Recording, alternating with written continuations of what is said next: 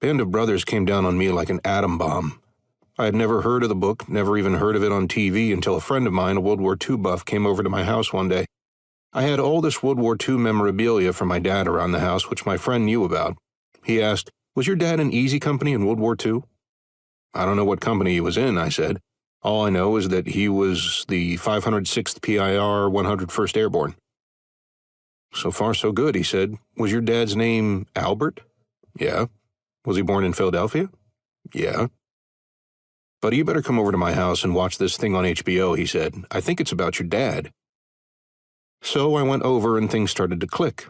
There was this character named Albert Blythe, played by the actor Mark Warren. I didn't recognize the specific stories because my dad had never talked about the war, so that didn't mean anything to me. Then in one episode that featured him, I saw his RA, or regular Army number. That's when I realized this was about my dad. There were two mistakes with the series when it came to Albert Blythe, one little, one big. The first issue was not as important to me. It showed that my father had been wounded in the neck. Well, it wasn't actually the neck, it was his upper right shoulder. Growing up, I had seen the scar hundreds of times. He received a partial wartime disability because of the injury. When he came home from World War II, he was on disability payment for 1 year, then he waived it and went back into the Army. A man from Texas got in touch with me who had known my dad and said that my dad had a permanent profile where he didn't have to salute anymore because his shoulder was so messed up. But the second mistake, the bigger one, I knew I had to have it corrected. The series said that Albert Blythe never recovered from his wounds and died in 1948. That simply wasn't true. I became obsessed about finding out more and setting the record straight. For 5 days straight, I left messages on internet sites. I got a lot of emails in reply, then a woman in Maryland, Linda Switzer, came to my aid in a big way.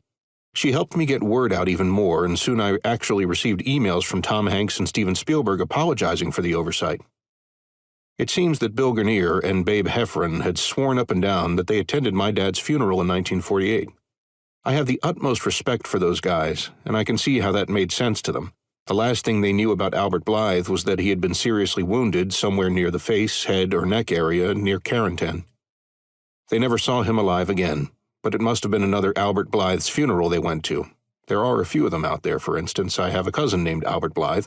Or else they were simply relying on their memories when the book was being researched and had been to so many funerals over the years that they were thinking about somebody else. I have documents, they're now posted at the 506th Infantry website, that show my dad at Fort Bliss, Texas in 1948, so he couldn't have died then. At first, the task of convincing people that Albert Blythe had lived beyond 1948 was a bit of a hard sell. I got some pretty nasty emails from people who couldn't believe that Stephen Ambrose and HBO had actually made a mistake.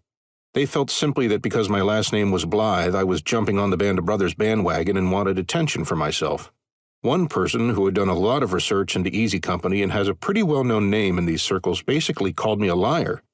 "Send me your dad's DD-214s, or military records," he said. I did that, but even then he wasn't convinced. He had a picture of Albert Blythe's grave in Philadelphia. That didn't matter to me. I knew it wasn't my father's grave. I was there when my dad died.